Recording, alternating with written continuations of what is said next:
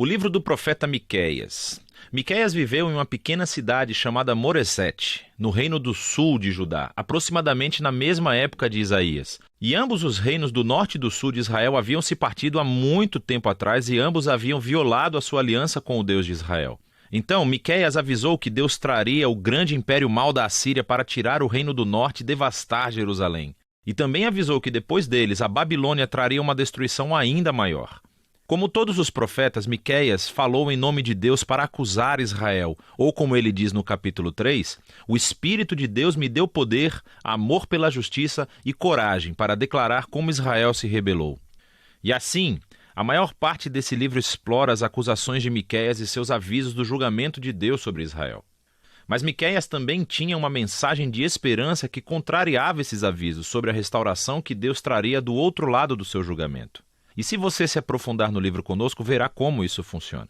Assim, as duas primeiras sessões do livro desenvolvem as acusações e avisos de Miqueias contra Israel e seus líderes. Então a primeira parte começa com a descrição poética de Deus aparecendo sobre Israel. Assim como ele fez no Monte Sinai, há fogo e fumaça e terremoto. Mas ele não veio fazer uma aliança dessa vez, ele veio trazer o seu julgamento sobre Israel por mais de 500 anos de rebelião. Miqueias continua e nomeia todas essas cidades e aldeias em Israel que são os culpados de toda essa rebelião. Deus está vindo para eles. Mas por que exatamente? Então Miqueias arranja uma briga com os líderes de Israel. Ele diz que eles se tornaram ricos através do roubo e da ganância. Ele alude à história de Acabe, roubando uma vinha da família de Nabote em 1 Reis, capítulo 21. Mas também é porque os profetas de Israel são corruptos. Eles estão muito felizes em obedecer às promessas de proteção a Deus a quem puder pagar. Não, Miqueias diz, Deus retirou a sua proteção a Israel. Na segunda sessão de acusações, Miqueias descreve ainda mais como os líderes e profetas de Israel juntos cometeram uma injustiça grave. Eles administram a terra por meio de suborno, eles fazem justiça para favorecer os ricos. E os pobres são privados de sua terra, sua segurança e sua esperança. E tudo isso é uma violação das leis da Torá, que declarou ilegal vender terras pertencentes a famílias mesmo que sejam pobres. E assim descobrimos que o julgamento de Deus tomará a forma de uma nação opressiva que vem para destruir o reino do norte e Jerusalém, e o seu templo, que será reduzido a ruínas. Agora, essas são advertências muito rígidas e não são a palavra final. Cada uma dessas sessões de aviso é concluída com uma promessa de esperança impressionante. Então, primeiro há um poema sobre como Deus é como um pastor que vai resgatar e reagrupar o seu rebanho, que é o remanescente do seu povo. E ele vai trazê-los de volta para um bom pasto e se tornar seu rei mais uma vez. A segunda sessão de advertência é concluída recuperando essa imagem do templo arruinado de Jerusalém. E Miqueias diz que isso não será permanente. Um dia, Deus vai exaltar o seu templo, ele vai enchê-lo com a sua presença e encher a cidade com o remanescente do seu povo. E assim, o propósito de Deus é fazer de Israel o lugar de encontro do céu e da terra, para que todas as nações cheguem a Jerusalém, onde Deus se torna o rei de todas as nações, trazendo paz à terra.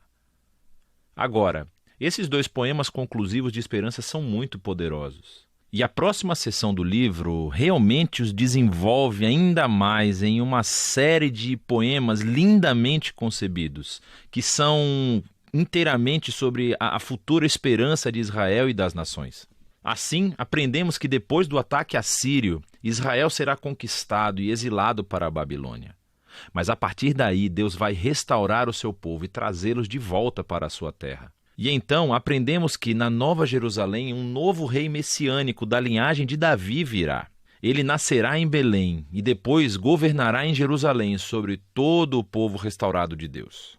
Finalmente, nesse reino messiânico de Deus, o remanescente fiel do povo de Deus se tornará essa bênção entre as nações. Mas ao mesmo tempo, Deus trará a sua justiça final e removerá o mal do seu mundo. A seção final do livro retorna a esse padrão de advertência, seguido pela esperança que vimos nas primeiras partes do livro.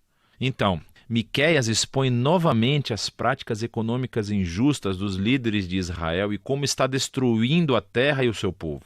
E aqui Miqueias oferece as suas famosas palavras que resumem o que significa para Israel seguir seu Deus.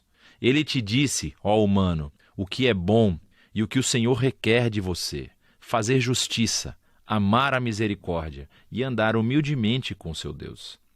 Isto é exatamente o que Israel não tem feito, e assim eles virão à ruína. No entanto, o livro termina com outra nota poderosa de esperança.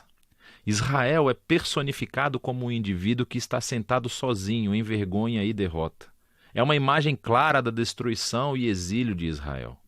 E esse indivíduo está observando a misericórdia de Deus e ele implora a Deus que o ouça e o perdoe. Mas por quê? Por que Deus deveria ouvir e perdoar esse povo sem fé e rebelde? Bem, o profeta oferece 2 motivos. Primeiro, ele diz, por causa do caráter de Deus. Quem é um Deus como você que perdoa o pecado e perdoa a rebelião? Ele sabe que a misericórdia de Deus é mais poderosa do que a sua ira ou o seu julgamento. E a segunda razão é por causa das promessas de Deus. Ele diz, você permanecerá fiel a Jacó e mostrará o amor da aliança a Abraão como prometeu há muito tempo. Agora estas são as palavras finais do livro. Elas são uma alusão às promessas da aliança de Deus a Abraão e a sua família desde o início do livro de Gênesis, de que todas as nações encontrariam a bênção de Deus através da família de Abraão. Mas para se tornar uma bênção para as nações, Israel deve primeiro ser fiel ao seu Deus. E isso explica esse vai e vem entre o julgamento e a esperança do livro de Miqueias. Se Deus vai abençoar as nações através de Israel, então ele deve confrontar e julgar o mal entre o seu povo. Mas o julgamento dele é o que leva à esperança, porque o amor e a promessa da aliança de Deus são mais poderosos que o mal humano. E o seu propósito final não é destruir, é salvar e redimir. Ou, como as frases de conclusão do livro colocam, Deus se deleita no amor da aliança, então ele novamente mostrará compaixão. Ele vai esmagar o nosso mal. Ele lançará os nossos pecados nas profundezas do mar. E é disso que trata o livro de Miqueias.